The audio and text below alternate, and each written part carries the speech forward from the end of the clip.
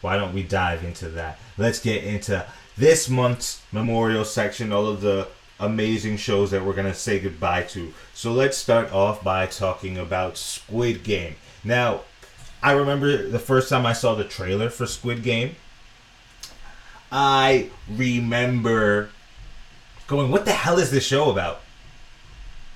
It was not too long after watching Alice in Borderland, so I was intrigued just based off of the feeling of cyberpunk, and just wanting to re-enter that world. What I did not know, which was the same week that we filmed the last episode, was that I was going to madly fall in love with Squid Game, and then 4 days later, the whole entire world was going to be talking about it. The whole entire world was going to be living in it. Everybody was going to be doing challenges about it. And for one, I just have to say, that is the genius of the marketing of this show. I don't know if it was Netflix. I don't know if it was the South Korean companies that put this all out. But yesterday with my niece, she was playing a Roblox Squid Game, which had all of the games in it. Also, all of my little sisters have watched it. And I thought this was going to be like a niche, mature, nuanced show that I was going to be able to talk to just my friends who really are into good content, you people, about. And it ended up becoming the challenge. And it deserves it, because just that from a filmmaker, from a creative perspective, I read that it took him 10 years to actually get it approved and made. But to just flip childhood games and put them into the worst possible area you could put them in, it just makes sense. Then on top of that, you make it a game inside of the actual show I'm talking about. You put money inside of it. Everything about it is a perfect idea. And the reason why it touched so many people is not only because the actors were incredible, but because the story was something that could relate to literally every single person on this planet. Whether you're a child experiencing it as just a game, or you're an adult and you understand the highs and lows of life and the desperation that one sometimes goes through. Now, moving on to something a little bit lighter, Star Wars Visions. If you don't know what that is, on Disney Plus, Disney, Star Wars, they teamed up with, I want to say 9 or 10 different Japanese animation companies to create 10 different stories that are not related to, or not canonical to the Star Wars world, but are just cool stories. And you got to see a whole wide variety. There was a rock episode that kind of felt like Interstellar 5555, the Daft Punk film. There were like a lot of anime pieces that connected the true Western feel of the original Star Wars with this space world. All different types of people doing lightsabers. It was just like you gave Star Wars fans not from the Western culture a chance to do all of their fan fiction, and it was great. It was I didn't consume it all in once. I took maybe a week or two. Watch 3 or 4 episodes here, 3 episodes here, because I didn't want to. I wanted to be able to appreciate them as individuals. If you're not a big Star Wars fan, I don't think it's for you. I think it works best when you appreciate the Star Wars lore and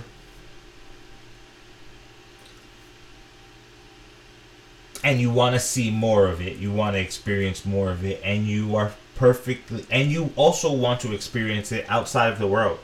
Like, sometimes you just want standalone Star Wars stories, and that's what all of the Star Wars novels that people were obsessed with for all of the years until Disney bought the company and said, hey, all of that stuff you love, don't worry about it. It doesn't matter anymore. We're not going to pay any attention to it until we feel like we're going to do it and bring it back into a movie. Moving on to the next show. What If? And I don't think What If came so quickly, came and gone. I don't even think we really got to talk about it last time. Maybe we did. And maybe my memory is just shit. But What If was fun all the way through. Oh, we did talk about it, because what I mentioned on the last episode was that I didn't know if it really needed to connect. If they were building it all up, following the same trajectory as the Avengers film, and it didn't really seem necessary. But as we got to the last two episodes, the way that it played out was incredible, 10 times than what I even imagined. Even from watching the trailers and kind of having an idea of what was going to happen, it went above and beyond. It went even further than that. The way that they incorporated the Watcher into the show was in a way that I never thought I was going to see in my lifetime. And that's the cool thing about Disney Plus. That's the cool thing about being able to have these Marvel series, is that they're genuinely bringing us deep, hardcore, die-hard fans things that we never imagined in our whole entire existence. And partly that's because the people who are making it want to see these things in their lifetime.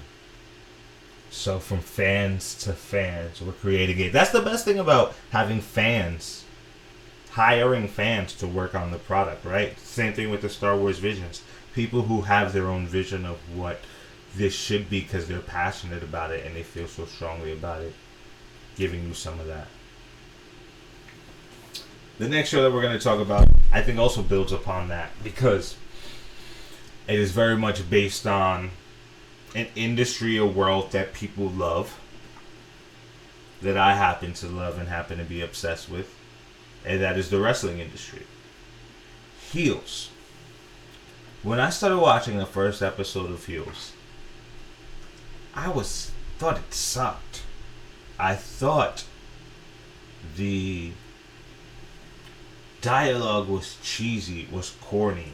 I hated the theme song. I was just like, what the hell is this? I understood that it was a southern wrestling scene. And I think I can admit that I've experienced enough southern wrestling, at least on the mainstream to right underneath the mainstream, that minor league level, that it's not exactly my cup of tea.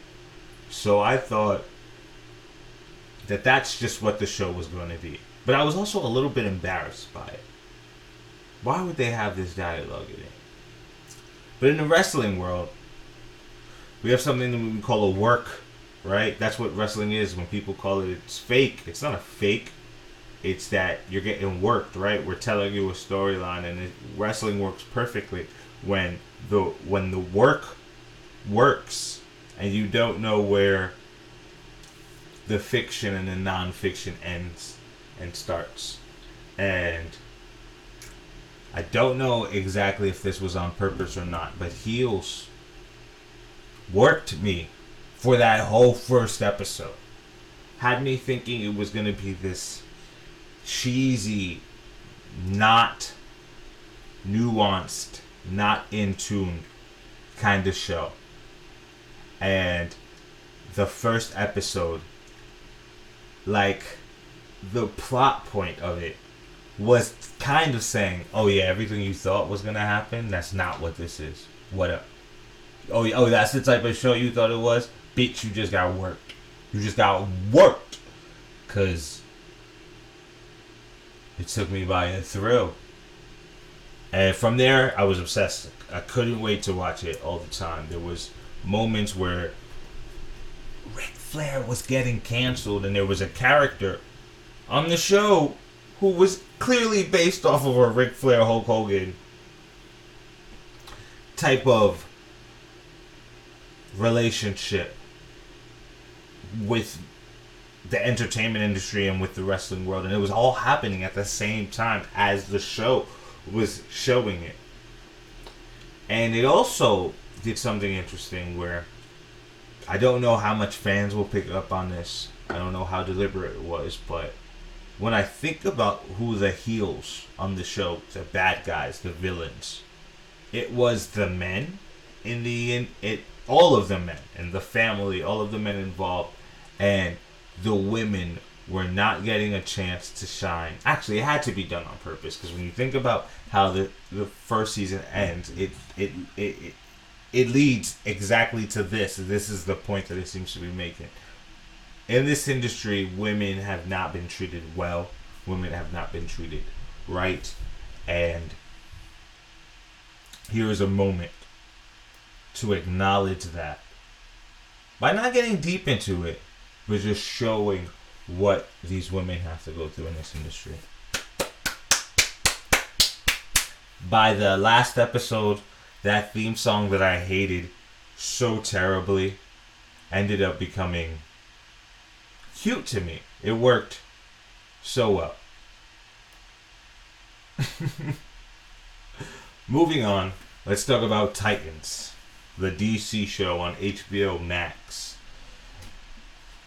Alright, so Titans season finale was the other day, just a couple of days ago, and I'm invested into Titans. I've watched 3 episodes in basically the past 3 seasons, so over 30 episodes in the past just 2 months, I want to say, because in our September episode, I hadn't watched any of it yet. And there are some episodes that are absolutely fucking horrible. They are fucking terrible. You know what I mean? Like, bad. They are so CW, and so much stupid shit happens in them that I'm going, what the fuck? Why are you saying this way? Like, it's almost upsetting. That put aside, I really like a lot of these characters. I really just like being in Gotham. Even the characters I don't really like, I'm invested in. So it's working. I almost begrudgingly am excited for the next season. But, I mean, I don't blame them, because that is what I expect from them. A CW type of show. And I really think that the incredible thing is that majority of the time, it is not a CW type of show. But when it is, it does not do it for me. Moving on to C. Oh my god. C is so cool. Jason Momoa is so cool. We're going to talk about Dune later. But it really feels like this show is just made to make Jason Momoa look cool as hell. Do creators, do directors, do producers, do writers just want to... Is Jason Momoa just a fantasy from their dreams where they can write these incredible characters for him? Or is Jason Momoa got the best backing and the best agency behind him that are like, oh no, if you're gonna do a movie, we're gonna make sure you look cool as fuck in it? Because that's what C is. The story has gone exponentially into different places than where it first started. But if you really think about it, it couldn't stay where it started. Even the trajectory of where the first season seemed like where it was going is not where it ended up. But clearly Apple TV is invested in this show. Clearly Apple TV is spending money on this show, and it shows. It is Apple TV's version of trying to get to a Game of Thrones. I was actually surprised by seeing that the reviews for it weren't so great, because I'm so late on it. This, like Titans, was a show I just caught up with so quickly. But I don't fucking care. I like it. It's one of those shows I just like. I'm excited about, and I'm so excited for the next season. I don't know where the hell it's gonna go, but it's also, even though I'm really invested into it, it's also not as heartbreaking. It's a little scandalous, and scandalous is different than gut wrenching, and I enjoy that about it. It's the perfect show to wake up on a Friday morning and go, hey, we're gonna watch C, or stay up late on a Thursday night and go, hey, what's gonna go on? I'll see. So I'm very excited for the next season. And the final show we're gonna talk about in the memorial section is Rhodes to the Top, which is a reality television show starring Cody Rhodes and Brandy Rhodes, who are both former WWE wrestlers, entertainers. Just because Brandy Rhodes, I don't believe, ever wrestled in WWE. And also two of the head executives of AEW, which is my wrestling obsession at the moment, and the newest, hottest growing wrestling company in the world. And I'm not into reality TV shows. So many things they did right. It's only 6 episodes. They put it on exactly after AEW plays on TNT. They put majority of the episodes one back to back, right? 2 back to back, so that it was only, even though it was maybe 6 episodes, it was only 3 or 4 weeks of actual watching it on television. And I never watched WWE Divas or what. I don't even know what that girl show is called. Divas, right? Divas, WWE.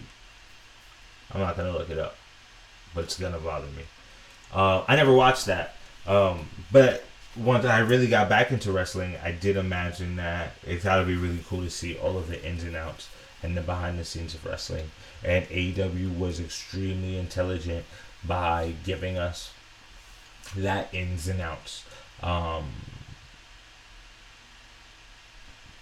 Yeah, Cody Rhodes is great. We're booing him at the moment, which we're not supposed to be doing.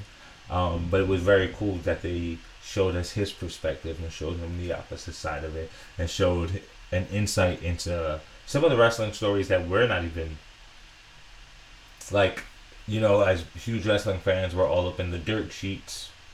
We're watching all of the news reviews, and we feel like we know all of the details behind the scenes, but it's really cool to find out that we don't know shit, and that so much more is going on. Alright. Good job, Cody Rhodes. I'm proud of you. You got me watching reality TV again. Who the hell knew? No, actually. You got me watching Rhodes to the Top.